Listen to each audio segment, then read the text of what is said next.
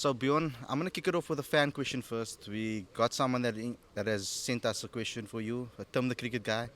He asked about India. Obviously, that's gonna be the first question. What did you learn from your time in India and playing against that team?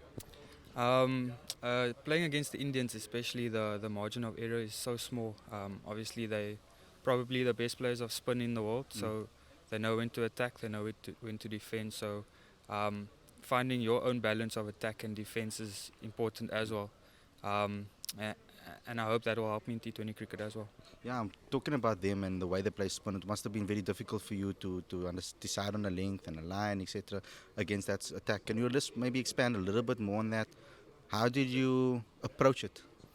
Obviously we went on the spin camp before the Yeah. initial A tour and the T20 series. So, um, getting used to the conditions first and foremost was very important to me. It's a lot different to bowling in South Africa. A lot less bounce. Yes, there's a bit more assistance with the turn, but you've got to keep making sure you hit the stumps, and that's important. And then just adapting to how they bat and how they adapt to spin as well. Yeah. Initially, I thought Indians were good or big sweepers of the ball. Mm? I didn't find that was the case when I was there. They preferred to hit the ball straight down the ground, Yeah. and they're very good at it. So trying to adapt to that as well was a major challenge. But I think that was the biggest challenge, was adapting to all of these. And obviously, being a batsman as well, you've been an all-rounder. I want to ask you about the Proteas batting coach and how he helped you. There was a lot of talk about the questions around him, but what has he taught you? I wouldn't say he's taught me anything new, but it was a refreshing insight into batting that I did see from his point of view. Especially playing in red ball cricket, they do have a different outlook on batting, especially against spin to what we do. And it was just nice to explore those options, see if it does work for you, if it doesn't work for you. And it's definitely something that I appreciated doing over there. Okay, let's swing back into the Mzansi Super League. How much, obviously, from this, how much confidence does it give you now for this tournament to get your second campaign on the road? Yeah, obviously we're very keen to get on the road now. Disappointing into the season, obviously last year, so we want to make amends for that.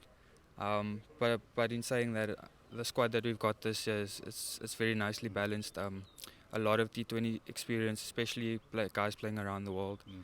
and then we've got a lot of guys that are exciting talents coming through the ranks in our own country as Yeah. well.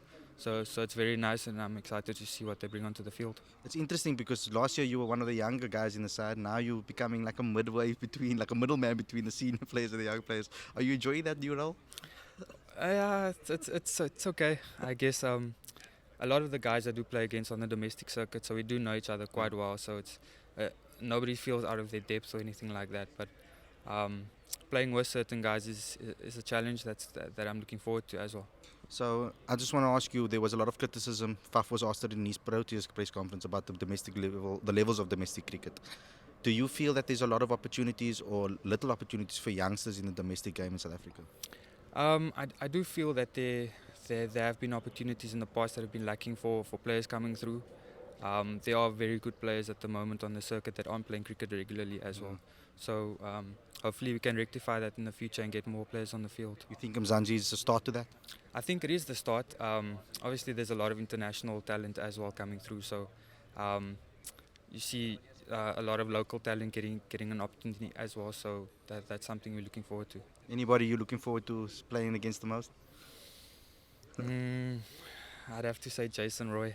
Of course, he's here for the whole tournament, so that's going to be a massive thing. Thank you, Bjorn, and good luck for the season, man. Thank you very much, man.